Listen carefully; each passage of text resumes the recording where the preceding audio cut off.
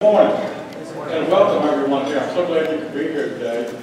You know, for a lot of folks, this is just perfunctory. This is budgets and this is numbers and everything. But I've been a practicing public accountant for over 40 years, so this is my most exciting day of the year. This is like Christmas morning. This is fun stuff. And if it's not fun, we all know it's important. So I thank you for being here and taking the initiative. I've been to every single finance forum we've had. It's wonderfully helpful and informative. I'll introduce Betsey in a second, but she's been here before. She's great, and so anyway, look forward to a wonderful day.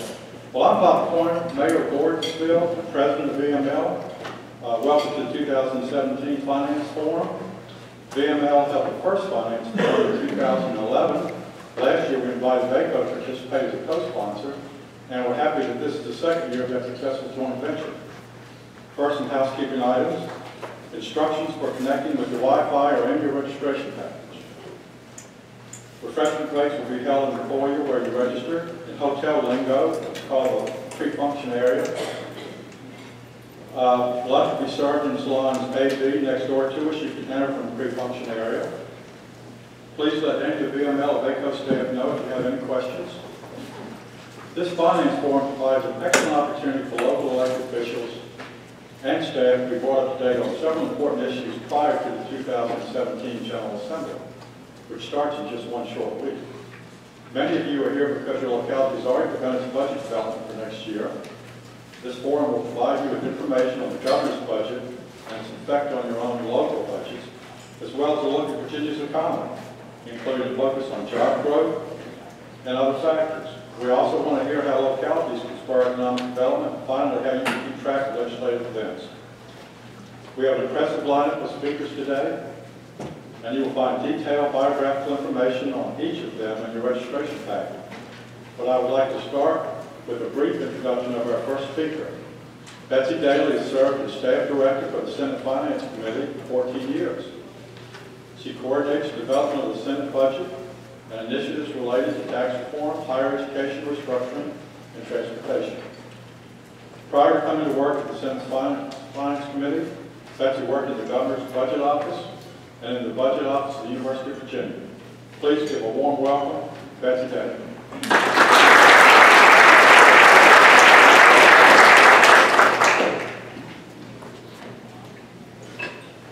Thank you, Bob.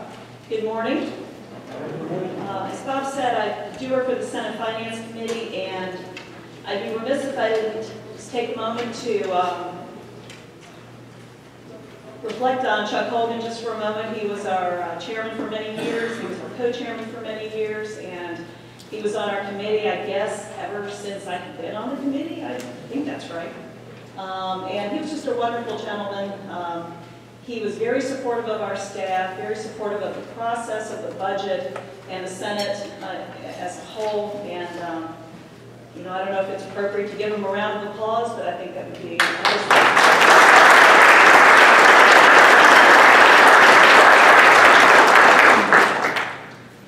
So, as Bob said, our committee does handle all of the revenue and budget issues for the Senate, pensions, anything related to taxation, local, state, everything runs through our committee, and of course we handle the budget. As I said, House Appropriations is one of our counterpart agencies, and they just deal with the budget primarily, and House Finance deals with the tax issues in the House.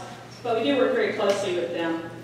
And I'm going to kick it off a little bit in terms of how what I plan to do today. Just want to give you a sense of the revenue shortfall, how we got to the situation where we are today in terms of the budget shortfall, give you some highlights of the governor's budget. It's actually a pretty short budget. You know, this is the short session, so he's simply amending the budget that was adopted last year, so it's not as much action as last year. And then some issues, opportunities, and challenges for the 2017 session. Some issues I think might likely come up, and they may not be resolved this session, but I think we might see some seeds sown, if you will, for some of these issues to go forward. And just to give you some context, about a year ago this time, we were fat and happy, if you will. We had a pretty good revenue outlook. We had plenty of resources in the budget that the governor had just introduced. in terms of dealing with all of the mandated issues such as Medicaid, SOQ re-benchmarking, anything like that. And then there were discretionary resources available to invest in economic development, higher education, public education. It was a good budget. We had a compensation package for the first time in many years, which included teachers, state employees, state-supported locals, some funding to address compression issues. And, all in all, it was a very good budget. It was structurally balanced, no gimmicks, a good budget. And then in February, we started to get a little hint of trouble when we typically have a mid-session look at the revenue just to see where we are year-to-date in terms of collections. Sales tax was not doing well, and also withholding did not look particularly good. Corporate income tax was down. Not enough to make us take a lot of money out of the budget, which we have done in some sessions where we had to take $1 billion out of the budget mid-session. But just a little bit of tweaking on the forecast, and it netted really pretty much to zero.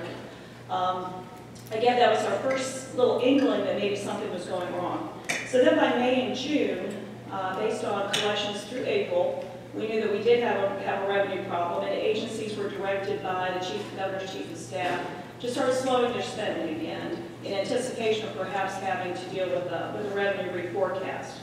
And then in June, the governor said, yes, we are going to have to re-estimate the revenues, and took it from there.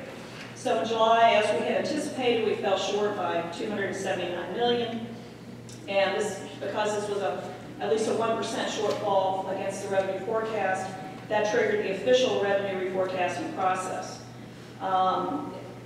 Revenues only grew 1.7% in FY16. We were anticipating 3.2%, so you see that was a pretty big jump. And the thinking is that this reflected that job growth. There is job growth in Virginia. We continue to see job growth, and the job growth numbers are not stellar, but okay. And job growth for 16 happened to be in lower paying jobs. And the folks from the Department of Taxation would say two $30,000 jobs don't give you the same tax collections as one $60,000 job. So that's what we were seeing in Northern Virginia, where of course most of the jobs have been hit in the Great Recession. We were seeing job replacement, but again in the lower echelons rather than in the $70,000, $80,000, $90,000 range. So in August, the governor presented numbers to the money committees, and with this revised interim revenue forecast, he got together the two components of his revenue forecasting group, the Joint Advisory Board of Economists, and this has 15 or 17 or so economists on it from the private sector, from colleges and universities, and they take a look at what's going on in the economy and share their thoughts and their own analysis. And then that information informs the Governor's Advisory Committee on Revenue Estimating, which met a few weeks later, and that's comprised of folks like the CEO of Dominion, folks from CSX, Verizon, representation from the housing industry, transportation, poultry, agriculture, a cross-section of business leaders, and then also the leadership of the money committees, and the House and Senate sit on that group as well. And it's really that group that gives the punch, if you will, to those numbers that the governor will then take and incorporate into his budget. So based on this interim forecasting, the numbers for FY17 and 18 were taking down $1.2 billion. That's against a base of about $46 billion, just to give you some context there. But the total problem was $1.5 billion because you have this hangover from FY16. As I said, we missed the forecast by $279 million. We were assuming we would have $265 million rolling into FY17 from 16, so that complicated the issues. And this just gives you a little snapshot of where we fell short. As you can see, withholding, the top row there, the forecast is 4.1%, and this is payroll withholding, and we actually only realized 2.4%, and then sales, 4.1% forecast against 1.9% actual collections there. So you can see what the components of the shortfall were. And then this just gives you a one-page how the shortfall is calculated. I highlighted this 279 in FY16 because that rolls over and has to be addressed in 2017. So the new revised revenues for 17 took it down by $582 million. You have to add the 279, giving you a problem in 17 of 860. Then FY18 about 654. So that's where you hear this issue of 1.5 billion. That's how those numbers were calculated. So in October, based on this new forecast, the governor directed state agencies to come up with budget reduction plans, and they were most agencies were given targets. At that point, K-12 and Medicaid were exempted, as was higher education the first year. And the plan that the governor presented to the money committees, it's not an official plan until the members act on it in session, but it did give some ideas to how he would close the gap in 17, and put the agencies on early alert to go ahead and start cutting back on some of their spending items. So the largest chunk of that was a withdrawal from the rainy day fund. And as you probably know, based on the Constitution, there are certain triggers that must be met before you can withdraw from the rainy day fund. And fortunately, we actually met that. So that was a large chunk of it. And then the other piece was not going forward with the December pay actions, which were the 3% for state employees, 2% for teachers, and state support locals. So that was told to cease and desist on that. And again, as I mentioned, K-12, retail locality, safety net, most of those were exempt. In October and November, the governor again reconstituted his Joint Advisory Board of Economists and the Governor's Advisory Group just to take one more look at the revenues before he developed his budget. And it was a little more positive than what we heard in July and August. And so as a result of that, he recommended putting back about $233 million of that $1.2 billion that he took out of his forecast. And so that brings us to December, a full year from where we were a little while ago. And the governor's budget reflects net revenues of taking me down about $303 million against the budget from last year, and net spending reductions of almost $300 million. I'm not going to go into a lot of what's going on with the economy because I know we have Jim Reginald and then Ann Harris will speak later, so they can give you a better sense of it. But just, what we were hearing over the summer and the fall was that, based on U.S. GDP, we're not expecting to see growth much above 2%. U.S. GDP is expected to be around 2% for the foreseeable future. This is all pre-election. I don't know whether, what exactly that's going to do to things, either good or bad. National job growth has been pretty good, but it's also slowing gradually, and we expect gains to be pretty slow going forward. Our statewide employment growth, I mentioned that we do have growth, but it's very low, 1.5% in 17 and about 1% in 18.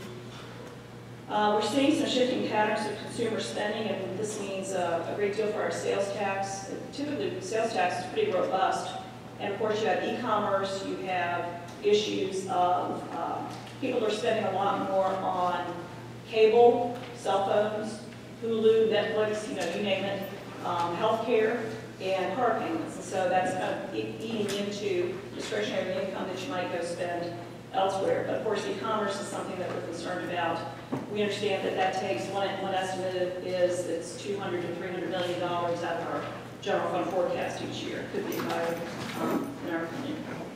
The housing market continues to rebound, although you probably saw that report that household formation is I guess, at its lowest point since 1940, with 17 to 35-year-olds not forming households.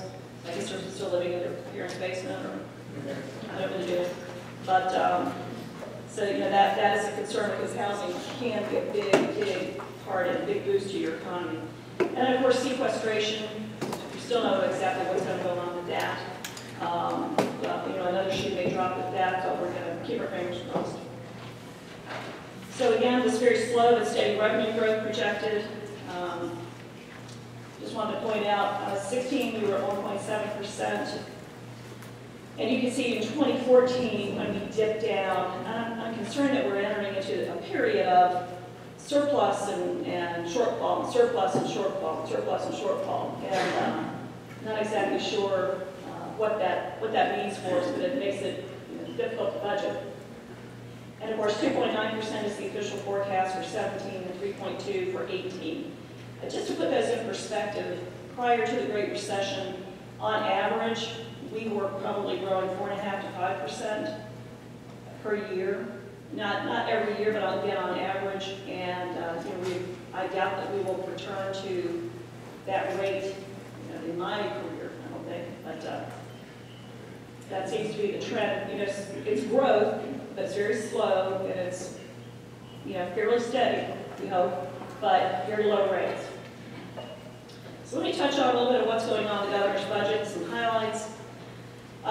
First of all, there are three components to it, I would say. He had to address the revenue shortfall, the budget shortfall based on the 2016 reforecast.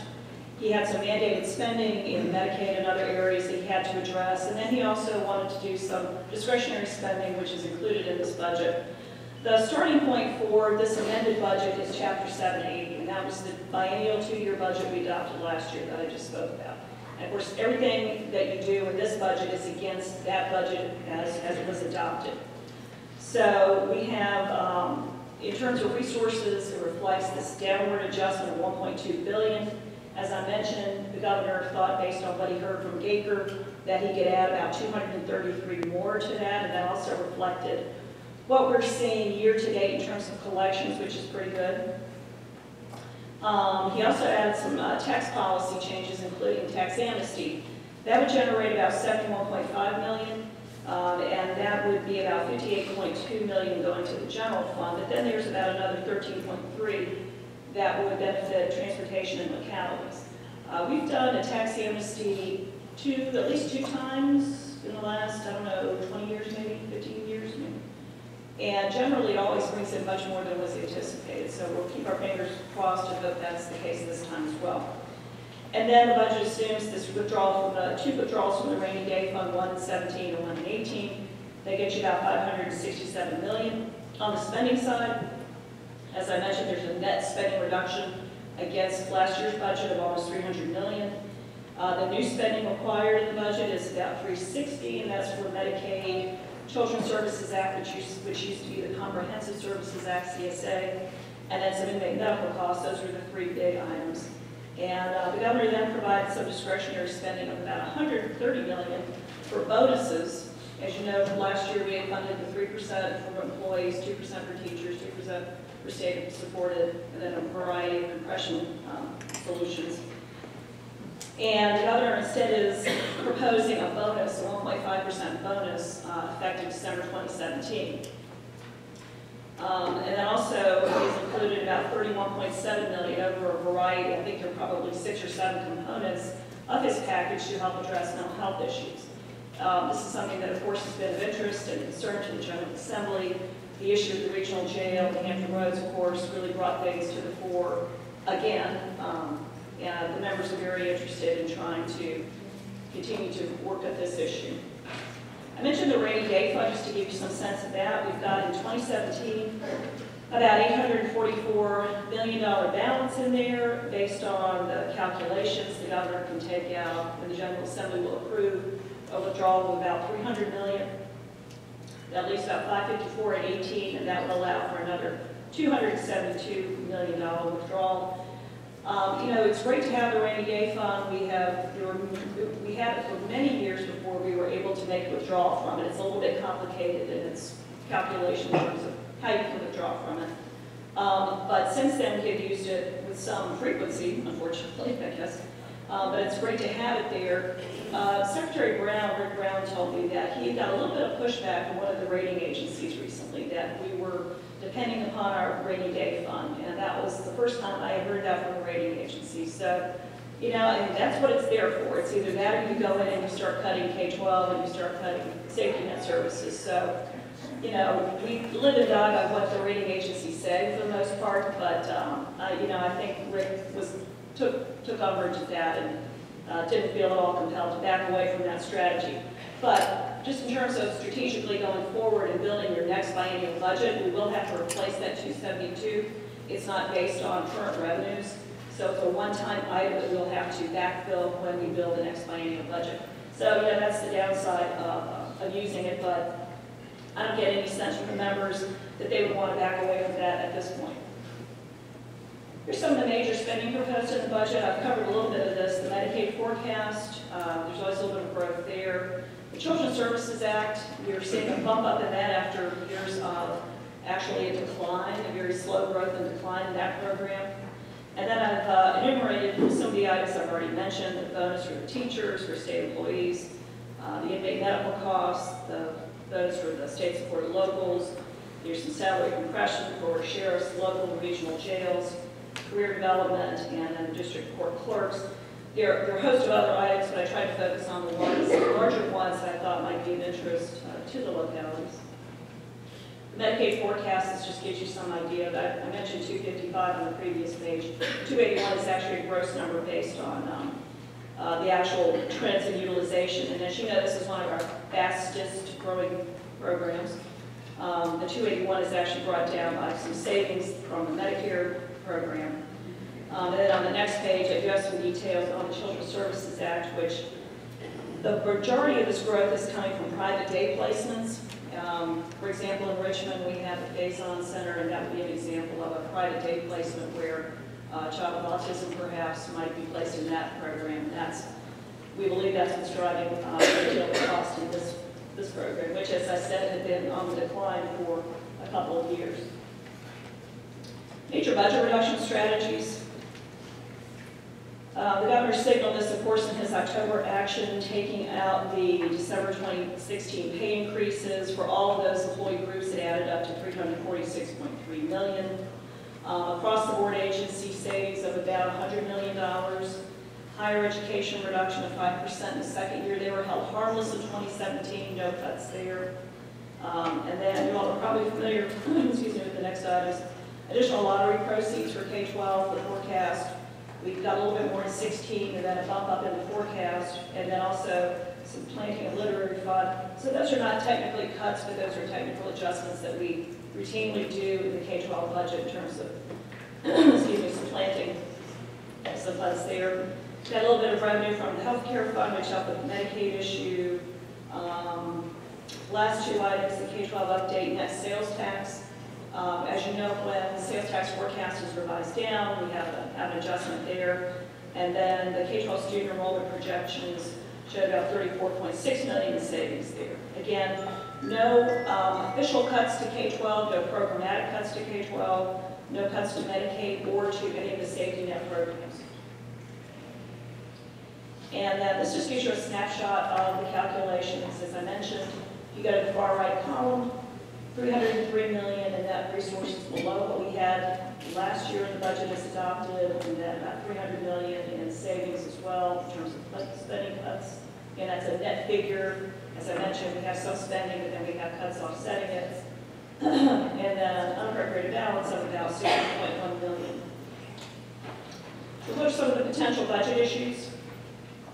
I think most of, I know the House has come out in a big way. The Senate, in its usual, a little bit more understated way, has said we really want to restore those pay increases. So there is some interest in trying to do that.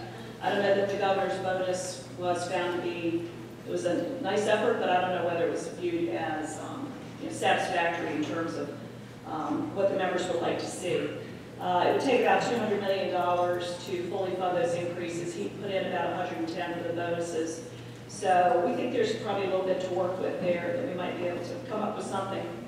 The General Assembly probably would like to restore some of the targeted cuts in the budget. One we've heard a lot about is the Go to Virginia initiative, which of course has a great deal of local participation. I don't know if you all are following that, but there has been a great deal of work and interest in that. The members are committed to that initiative. The budget is adopted last year, had $35.5 million. The governor's recommended cuts would take it down to 20.6. I don't know if we can get back to 35.5, but I think the members would definitely like to restore some of that funding. The problem, though, of course, is that any additional spending or restoration of cuts will require cuts in other areas. There are probably some savings that we can realize from targeted cuts, perhaps some new spending that was provided last year.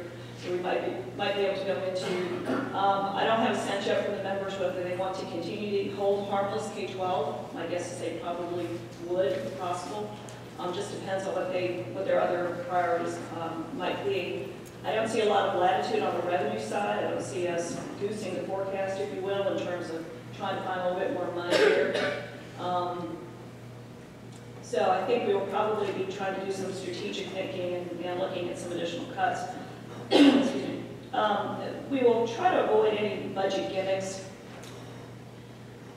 It's so easy to go sort of the two-keep-by-half strategy on some of the budget items. And I don't think there's any appetite or sense of doing that at this time. We want to keep the budget as clean as possible, as structurally balanced as possible. In other words, one-time revenues going to one-time expenditures, and keeping our expenditure base based on the ongoing revenues that we think we're going to have.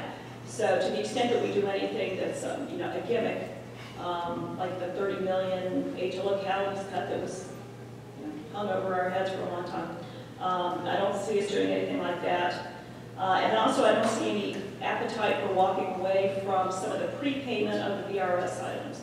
There were two things that were accomplished last session in terms of trying to repay the short sheeting, as I like to call it, when we didn't fully respect the rate in 10 and 12. That biennium when we had a budget shortfall, and then also moving toward the full board approved rate. I don't see any appetite for backing away from that. And to the extent that the VRS program is not fully funded, I think it makes it vulnerable and susceptible to either modification or elimination. So I think there's a sensitivity toward making sure that program is healthy and well funded. And then just to give you some sense of if we are going to have to do some budget cuts, I've shown you this every year just to give you some sense of what we're dealing with. This is just a one-year figure, not a biennial figure, but this is from Chapter 780. The budget that was adopted last year does not reflect the governor's budget as introduced, but it would not be materially different, I don't think. Again, just to give you some sense that, of course, aid to localities is a big chunk of the budget. It used to be closer to 52%, and it has now declined. Public education being the largest piece there with 30%. Then on the left-hand side, aid to individuals, which is the blue piece there on the far left, lower left, that is largely Medicaid. Debt service is a chunk of the budget that has grown significantly, and it's a piece of the budget that I'm frankly getting concerned about. We tend to whip out the credit card for capital projects with some frequency these days, and it's getting to be a pretty big chunk of our budget. State agencies, that's essentially everything else. That would be higher education, corrections, the administration of our safety net programs, General Assembly, executive branch agencies, that piece. And as I'll show you in just a moment, that's where most of the budget cuts come from. If you try to take everything else off the table, you can't cut debt service. You don't want to cut aid to individuals. You don't want to cut K-12 or really any aid to localities programs. That leaves that one quadrant up there, about 29% of the budget that tends to bear most of the cuts. Again, just to show you on aid to localities, as you well know, public ed is the largest piece of it. I don't believe there are any cuts in the budget related to the programs in the right piece. Obviously nothing for car tax, community service boards, comp board, none of those programs had any cuts in the budget as introduced. If there are, let me know, but I'm not aware of any. And then on aid to individuals, as I said, largely that is Medicaid and financial aid. Again, I'm not aware of any cuts to those programs in the budget as introduced. And then, so that would leave this piece of the budget, this roughly $5.8 billion, to pretty much absorb any of the across-the-board cuts that I mentioned, or those cuts to higher education in the second year.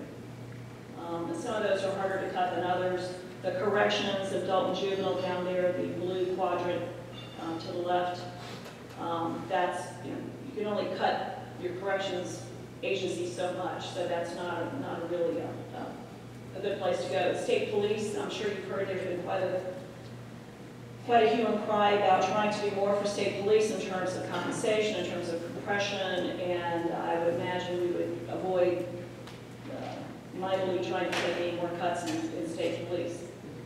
So that just gives you some sense of what the members have to deal with as they go in and make some decisions about balancing this budget.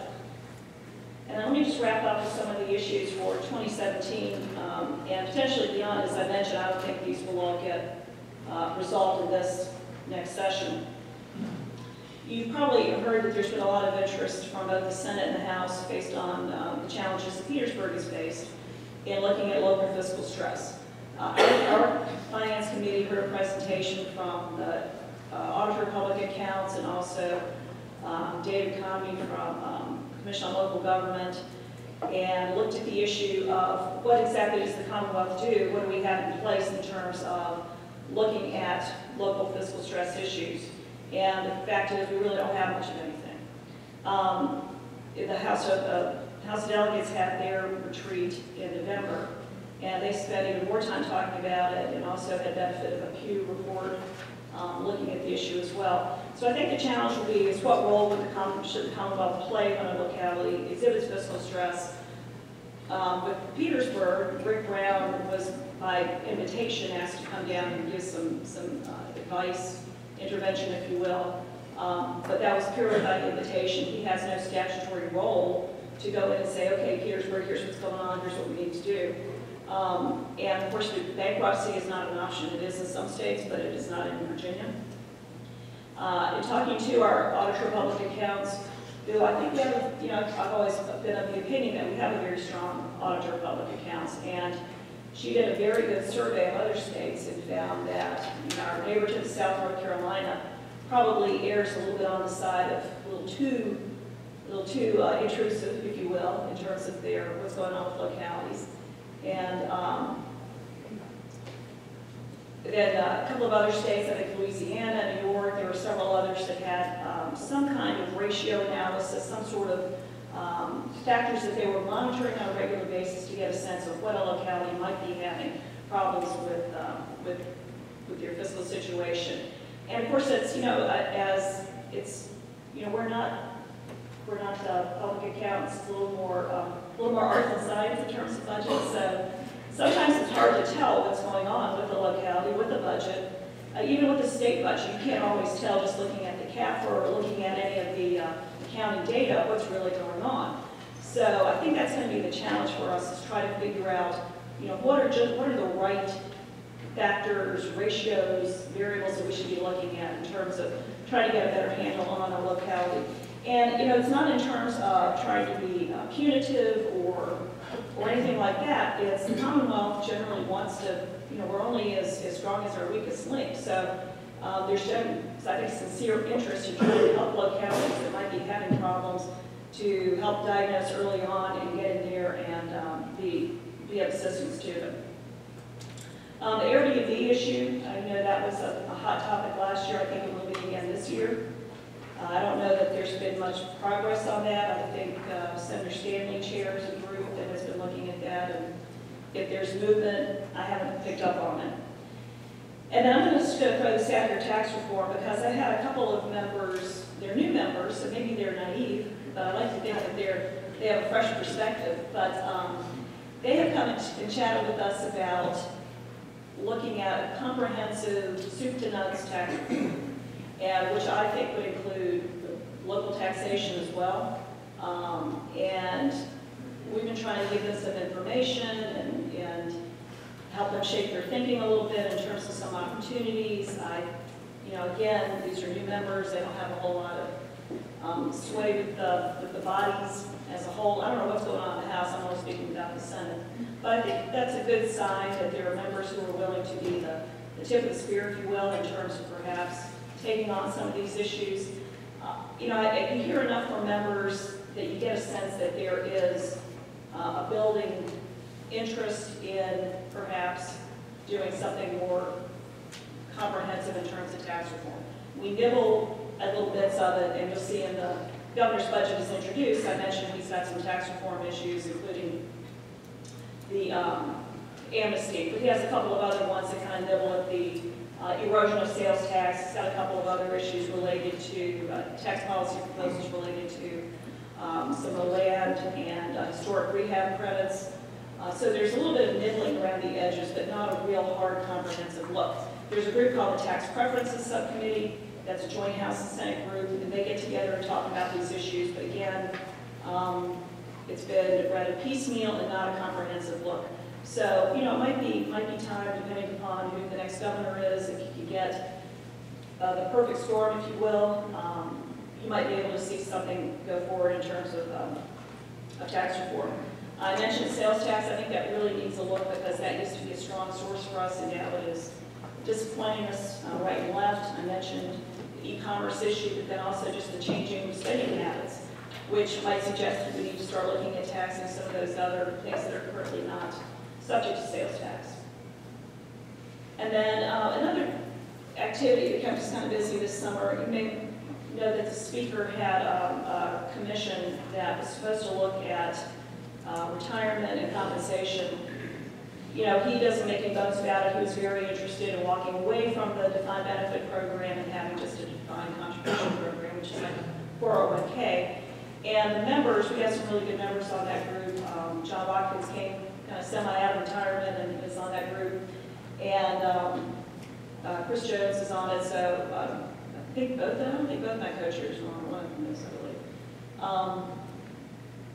believe. The dialogue around that commission became much more than just, what are we doing on retirement, let's get rid of the defined benefit. It became more of a global conversation about employee compensation writ large, as well as trying to do something in terms of retention, legacy building, if you will, and most of that's related to state employees, but clearly there are issues for your local employees and for your teachers as we talk about these issues.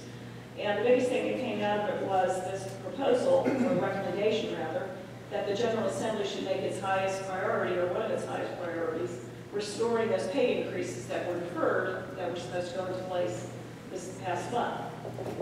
Again, I think that's a good intention. I hopefully will be able to help the members achieve something like that or close to it, if they will. But this is the first time in, gosh, my memory, where employee compensation for any group, all groups, has been a top priority. Typically, it's always at the end. If we have any money left, we'll fund it. I don't think local governments budget that way, and correct me if I'm wrong. I know you have to some extent, but I think my sense is that your people are, I guess, perhaps a higher priority than they are at the state level.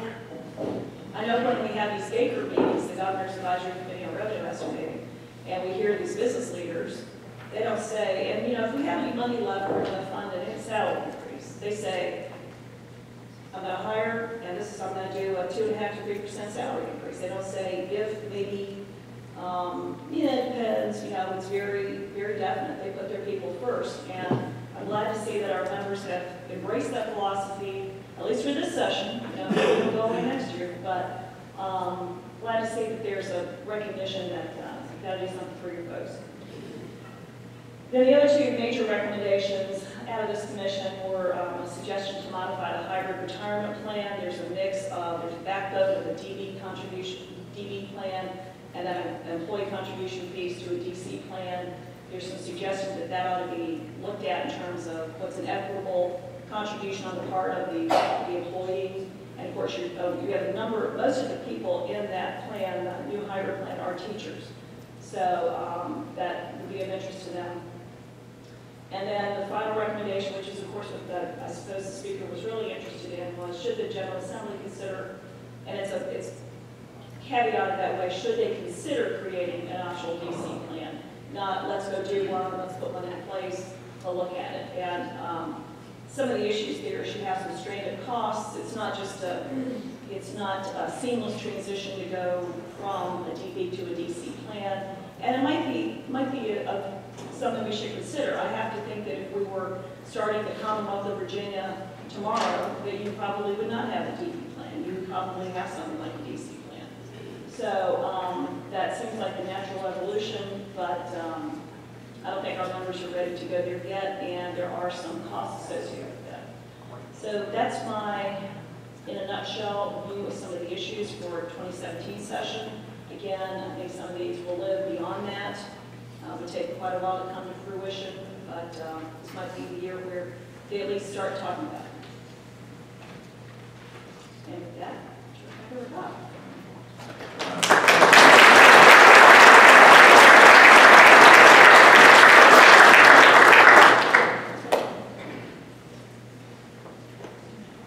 Any questions? You're probably already aware of this, but teacher contracts were put together last April, May, and a lot of them incorporated your test plan. So you know what I'm doing. Yes. I don't need to say more there. Right, yes. Yes, we're aware of that. Yep. And as far as the project-based placements for CSA, any idea what's driving that? There's been a drastic increase. Part of it, I think, is attributable to the greater incidence and diagnosis of autism. That's one factor. I don't know that that's plays I know everything there, that's but more midway now to directly go to these facilities and place their, they do. place their children. Right. Yeah, those are great facilities. As I mentioned, the Faison Center here, that's the one I'm most familiar with. And, it's a great place, but it is very, very expensive, as you might imagine. Mary Jo. Yeah, on the tax amnesty, you mentioned that there might be, I think it was 13.1 million, that might be coming back to localities. And I know that. And transportation. That 13.1 covers transportation and localities. I don't And know how so, it's split out. and I know that's a fairly small piece to focus on, but I have no idea. I mean, how does that, what revenues would y'all be collecting? Probably sales tax. So some of the tax amnesty would bring in increased sales tax? Right. From what I understand, talking to Rick Brown about this, that each of the tax amnesty programs has been a little bit different. I always imagined it was someone who had been making buku bucks and just said, I'm just not going to pay my taxes this year. Kind of that Steve Martin, I forgot kind of thing. But what Rick tells us is that it is taxpayers of whom they are aware, that they already know, and the recipient knows that they owe money. They are not unknown to the tax department. They're not under the radar. And generally, it's a lot of retailers, restaurants who just fail to pay their sales tax. So I think that's probably the case this time. I think they see more in sales than they do in income taxes. I think also I'd just like to mention, I'm sure everyone was really delighted to hear what you said about the trying to avoid relying on gimmicks like the $30 million across the board cuts to localities that the cities and counties absolutely despise. And I'm sure that they would. I'm sure we were all really happy to hear that. Of course, I don't vote, but Yeah. Well, we should.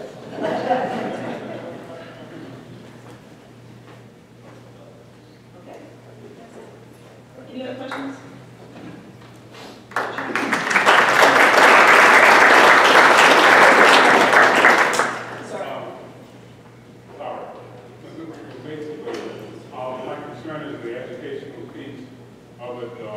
There's been an increase in lunches, school breakfast, lunches, and autism and other medical parts in the school division.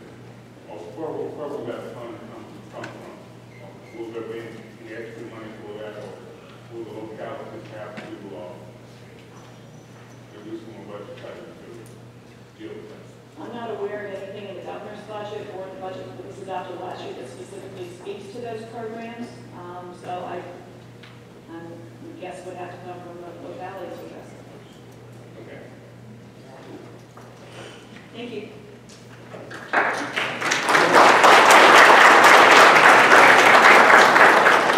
Betsey, thank you for your informative remarks.